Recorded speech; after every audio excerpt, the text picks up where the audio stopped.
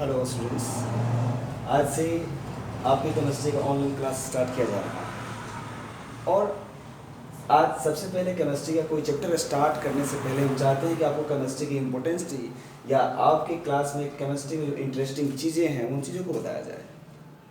हम केमिस्ट्री क्यों पढ़ें, केमिस्ट्री पढ़ें तो हमें बोझ मान के नहीं पढ़ना है।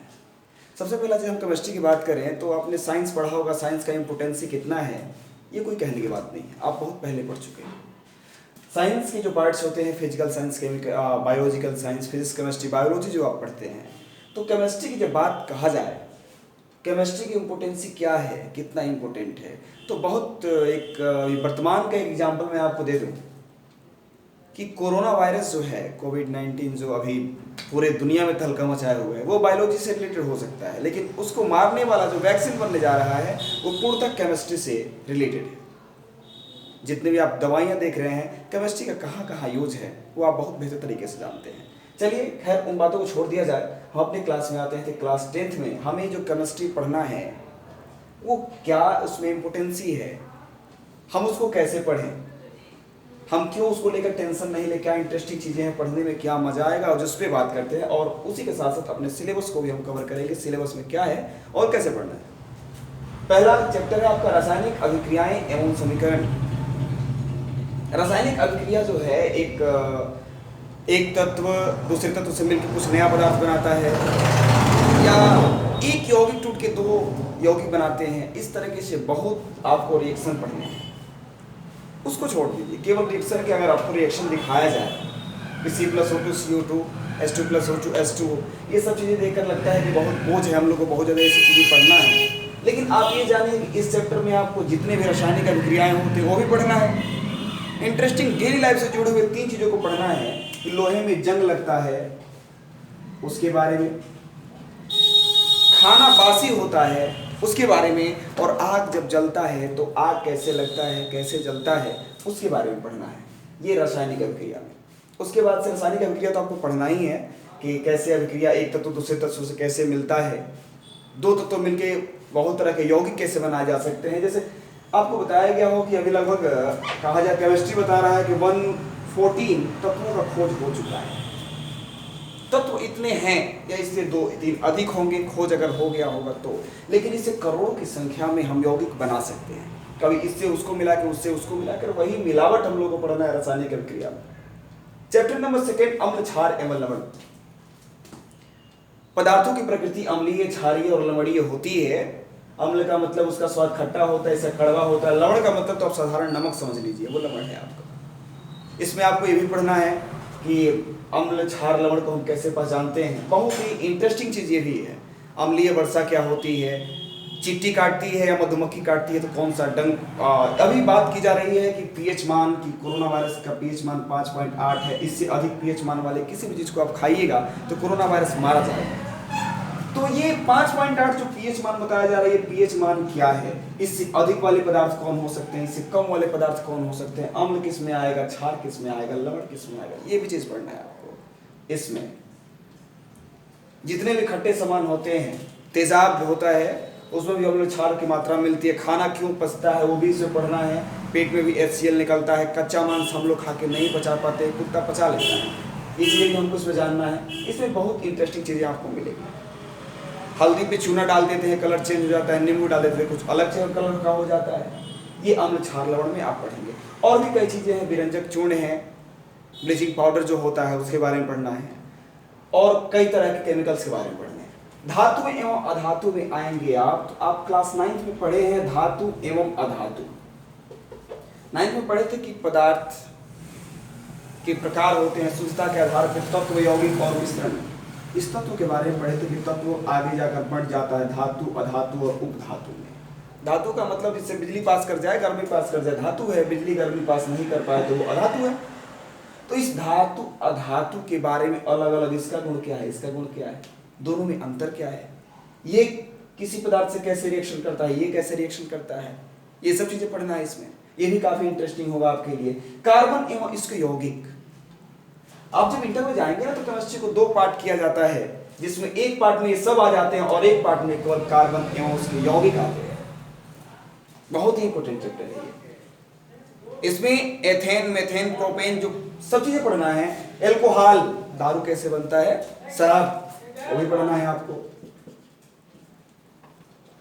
उसके बाद थोड़ा सा आगे बढ़ेंगे आप, साबुन कैसे बनता है ये भी पढ़ना है। वॉशिंग पाउडर, अपमार्जक कहते हैं जिसको, ये कैसे बनता है इसको भी पढ़ना है।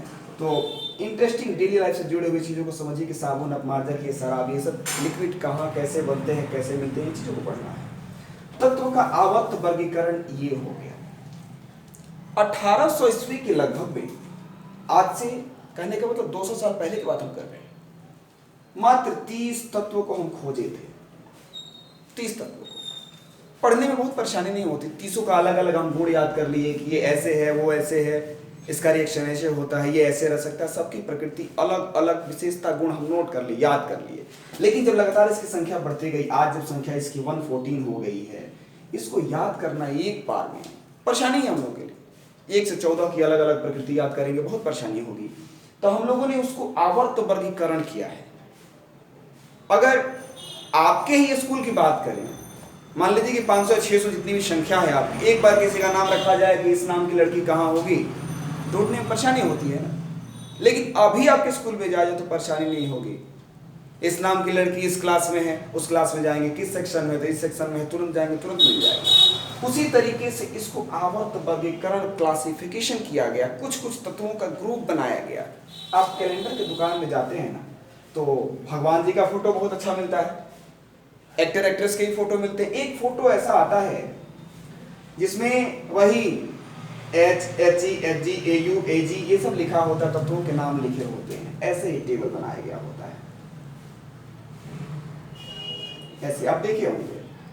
तो ये चीजों का, ये चीज जो देख रहे हैं ना, वही तत्वों का आवर्त वर्गीकरण किया गया है। तो वो कैलेंडर आप देखे होंगे, समझ नहीं रहे होंगे क्या चीज है, तो वो इस चैप्टर को जब पढ़ लीजिएगा तो आप बहुत अच्छे से पढ़ जाइएगा कि तत्वों को कैसे हमने क्लासिफाइड किया है, अलग अलग ग्रुप में रखा है। ये चीजें पढ़ना है इसमें। आगे प्राकृतिक संसाधनों का प्रबंधन, इस चैप्टर की बात हम करें तो ये चैप्टर तो हमको लग रहा है कि फिजिक्स में भी इससे रिलेटेड, जियोग्राफी में भी, भूगोल में, भौतिकी में, बायोलॉजी में, केमिस्ट्री में, सब में इस चैप्टर को पढ़ना है। प्राकृतिक संसाधन का मतलब होता है दुनिया का कोई भी सामान जो हमारे कामों को आसान बनाता है, उसको संसाधन कहते हैं। और उस संसाधन जैसे समझ लीजिए कि मानव भी एक संसाधन है, आपके लिए हम संसाधन है, हम आपको पढ़ा दे रहे हैं। मोबाइल भी एक संसाधन है, ईंट पत्थर बालू जो भी हैं, पहाड़ है, पर्वत है, नदी, पानी है, ये सब के सब संसाधन है जो हमारे काम को आसान बनाते हैं, जो हमारे यूज में आता है। उस संसाधन में जो बना बनाया प्रकृति से मिल जाता है उसको हम प्राकृतिक कहते हैं। अब कुछ चीज़ों को हम तैयार करते हैं उसको मानवीय संसाधन कहते हैं।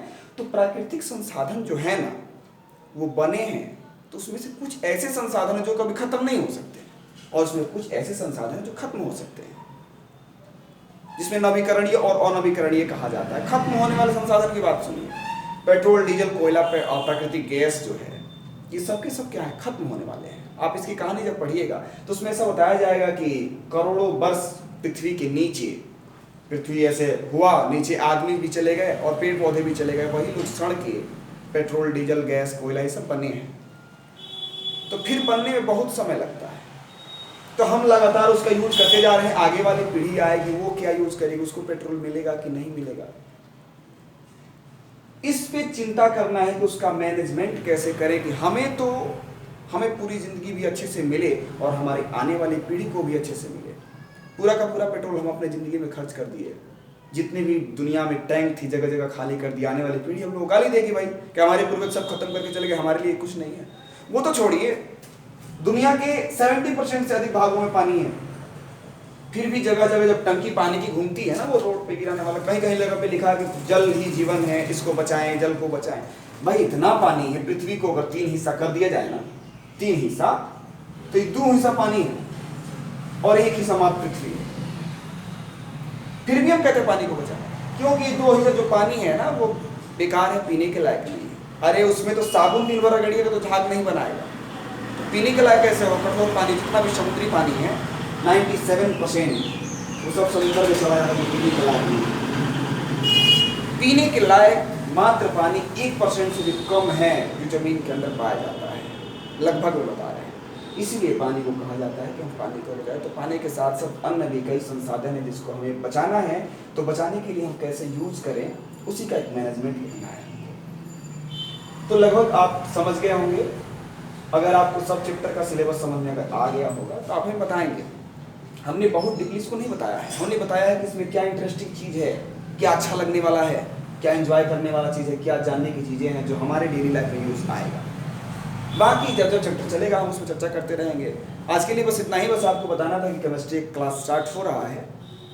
आपकी जो शिकायत है या इस वीडियो में भी अगर कुछ दिख रहा है कि हाँ साफ दिख नहीं रहा है, आवाज़ साफ सुनाई नहीं दिया, तो इसको आप मैसेज भी कर सकते हैं, इसके वीडियो कमेंट भी बता सकते हैं। आप लिंक पे जाइए और उस वीडियो को देखिए और कल से वेट कीजिए कि आपको हर एक पहला चैप्टर हम रासायनिक अभिक्रियाएं और समीकरण स्टार्ट कर रहे हैं। आपको यहाँ से YouTube में केवल एक्सप्लेनेशन होगा, समझाया जाएगा। उसके नोट्स के लिए आप वेट करेंगे, व्हाट्सएप पे आपको नोट्स मिल जाएगा, नोट्स भी आप नोट करेंगे। आज के लिए बस इतना ही। घर में रहिए, आप सुरक्षित रहिए और कोरोना से बचिए और ऑनलाइन क्लास को एंजॉय कीजिए।